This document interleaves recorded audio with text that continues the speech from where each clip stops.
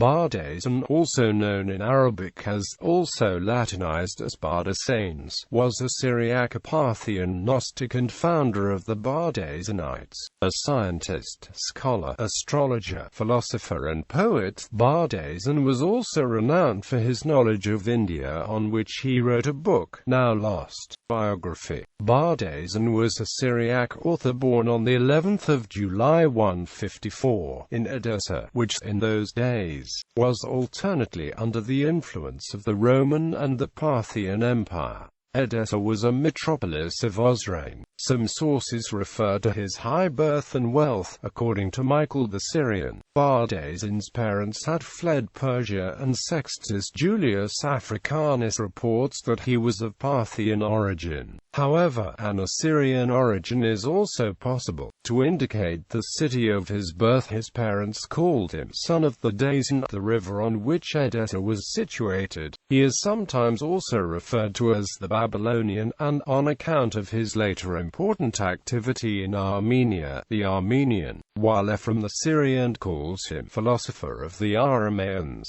His parents, Nuhama and Natsirium, must have been people of rank, for the son was educated with the crown prince of the Osrhoenic kingdom, at the court of Abgar Bar Manu. Sextus Julius Africanus says that he saw Bardaisan, with bow and arrow, mark the outline of a boy's face with his arrows on a shield which the boy held. Bardesanes is the creator of an offshoot of Mesopotamian religion named after his name, which formed the basis of the teachings of the Gnostic Mani and later of the Gnostic Batini and Ishmaeli subsects of Shia. Owing to political disturbances in Edessa, Bardaisan and his parents moved for a while to Hierapolis, a strong center of Babylonianism. Here, the boy was brought up in the house of a priest Anaduzbar. In this school he learnt all the intricacies of Babylonian astrology, a training that permanently influenced his mind and proved the bane of his later life. At the age of 25 he happened to hear the homilies of Hystaspes, the bishop of Edessa, received instruction, was baptized, and even admitted to the diaconate of the priesthood. Priesthood, however, may merely imply that he ranked as one of the college of presbyters, for he remained in the world, had a son called Harmonius, and when Abgar Ix, the friend of his youth, ascended the throne he took his place at court. He was clearly no ascetic, but dressed in finery, with beryls and kaftan, according to Ephraim the Syrian. According to tradition, during his youth he shared the education of a royal prince who afterwards became king of Edessa, perhaps Abgar X Bar Manu. He is said to have converted the prince to Christianity, and may have had an important share in Christianizing the city. Epiphanius of Salamis and Bar-Hebraeus assert that he was first an Orthodox Christian and afterwards an adherent of Valentinus, perhaps owing to the persecutions under Caracalla. Bardaisan for a time retreated into Armenia, and is said to have preached Christianity with indifferent success, and also to have composed a history of the Armenian kings. Bardaisan tried to create a synthesis of Christian and occult beliefs, in a way similar to Origen. As a Gnostic, he certainly denied the resurrection of the body, and so far as we can judge by the obscure quotations from his hymns furnished by Ephraim, he explained the origin of the world by process of emanation from the supreme God whom he called the Father of the living. He and his Bardaisan movement were considered heretic by the Christians, and he was subjected to critical polemics,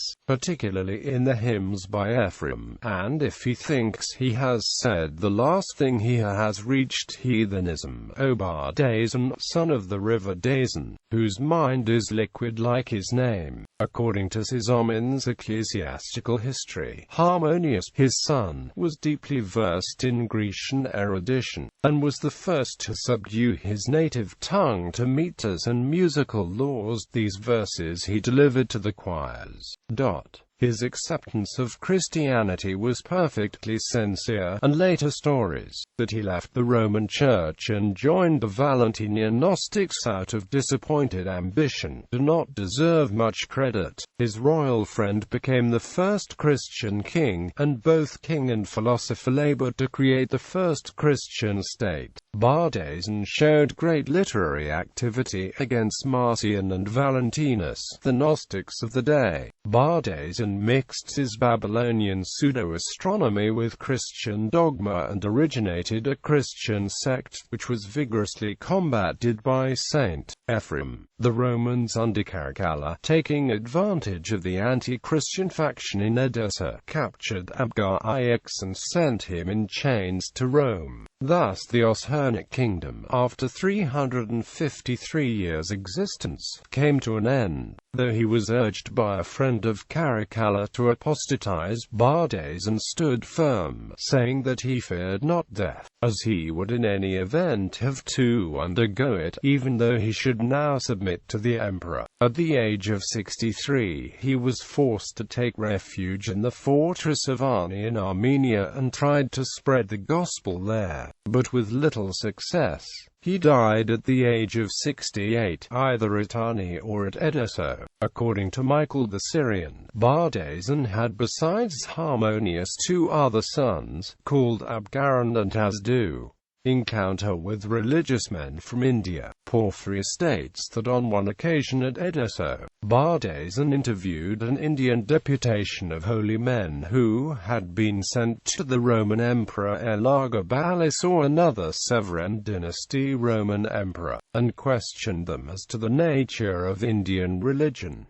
The encounter is described in Porphyry de Abston, IV 17 and Stowe bears, for the polity of the Indians being distributed into many parts, there is one tribe among them of men divinely wise, whom the Greeks are accustomed to call gymnosophists. But of these there are 2 sects, one of which the Brahmins preside over, the Samanians the other. The race of the Brahmins, however, received divine wisdom of this kind by succession, in the same manner as the priesthood. But the Samanians are elected, and consist of those who wish to possess divine knowledge, and the particulars respecting them are the following, as the Babylonian Bardaisan narrates, who lived in the times of our fathers, and was familiar with those Indians who, together with damned armies, were sent to Caesar. All the Brahmins originate from one stock, for all of them are derived from one father and one mother, but the Samanians are not the offspring of one family, being, as we have said, collected from every nation of Indians. Writings. Bardaisan apparently was a voluminous author. Though nearly all his works have perished, we find notices of the following: Dialogues against Marcion and Valentinus. Dialogue against Fate, addressed to an Antoninus. Whether this Antoninus is merely a friend of Bardaisan or a Roman emperor, and, in the latter case, which of the Antonini is meant, is a matter of controversy. It is also uncertain whether this dialogue is identical with the Book of the Laws of the Countries, of which later on, a Book of Psalms, 150 in number, in imitation of David Psalter. These psalms became famous in the history of Edessa. The words and melodies lived for generations on the lips of the people. Only when St. Ephraim composed hymns in the same pentasyllabic meter and had them sung to the same tunes as the Psalms of Bardaisan, did the latter gradually lose favor. We probably possess a few of Bardaisan's hymns in the Gnostic Acts of Thomas, the Hymn on the Soul, the Espousals of Wisdom, the Consecratory Prayer at Baptism and at Holy Communion. Of these only the Hymn on the Soul is generally acknowledged to be by Bardesanes. The authorship of the others is doubtful. Though marred by many obscurities, the beauty of this hymn on the soul is striking. The soul is sent from its heavenly home to the earth, symbolized by Egypt, to obtain the pearl of great price. In Egypt it forgets for a while its royal parentage and glorious destiny. It is reminded thereof by a letter from home, succeeds in snatching a raiment of light. It returns to receive its rank and glory in the kingdom of its father. Astrologico-theological treatises, in which his peculiar tenets were expounded. They are referred to by Saint Ephrem, and amongst them was a treatise on light and darkness. A fragment of an astronomical work by Bardaisan was preserved by George, Bishop of the Arab tribes, and republished by Now.A. History of Armenia. Moses of Corinth states that Bardaisan, having taken refuge in the fortress of Ani, read the temple records in which also the deeds of kings were chronicled. To these he added the events of his own time. He wrote all in Syriac, but his book was afterwards translated into Greek. Though the correctness of this statement is not quite above suspicion, it probably has a foundation in fact. An account of India. Bardaisan obtained his information from the Indian Sramana ambassadors to the Roman Emperor Heliogabalus. A few extracts are preserved by Porphyry and Stobaeus. Book of the Laws of the Countries. This famous dialogue, the oldest remnant not only of Bardaisanite learning, but even of Syriac literature, if we accept the version of Holy Writ, is not by Bardaisan himself but by a certain Philip, his disciple. The main speaker, however, in the dialogue is Bardaisan, and we have no reason to doubt that what is put in his mouth correctly represents his teaching. Excerpts of this work are extant in Greek in Eusebius and in Caesarius, in Latin in the Recognitions of Pseudo-Clement. A complete Syriac text was first published from a 6th or 7th century manuscript in the British Museum by William Cureton, in his Spicelegium Syriacum, and by now it is disputed whether the original was in Syriac or in Greek. Now is decided in favor of the former. Against a questioning disciple called Abida, Bardaisan seeks to show that man's actions are not entirely necessitated by fate, as the outcome of stellar combinations, for the fact that the same laws, customs and manners often prevail amongst all persons living in a certain district, or through locally scattered living under the same traditions. Bardaisan endeavors to show that the position of the stars at the birth of individuals can have but little to do with the subsequent conduct. Hence the title, Book of the Laws of the Countries.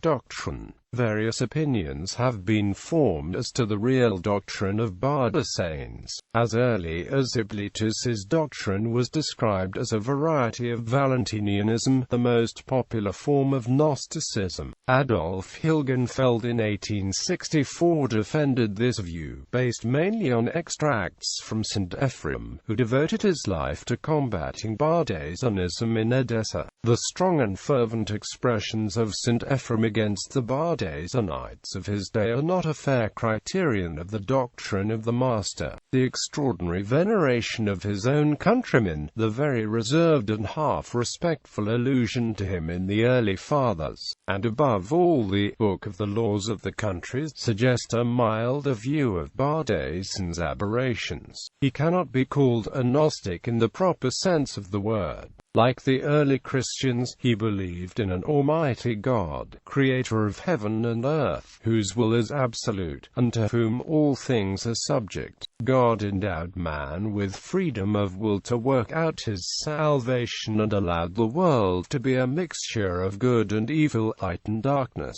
All things, even those we now consider inanimate, have a measure of liberty.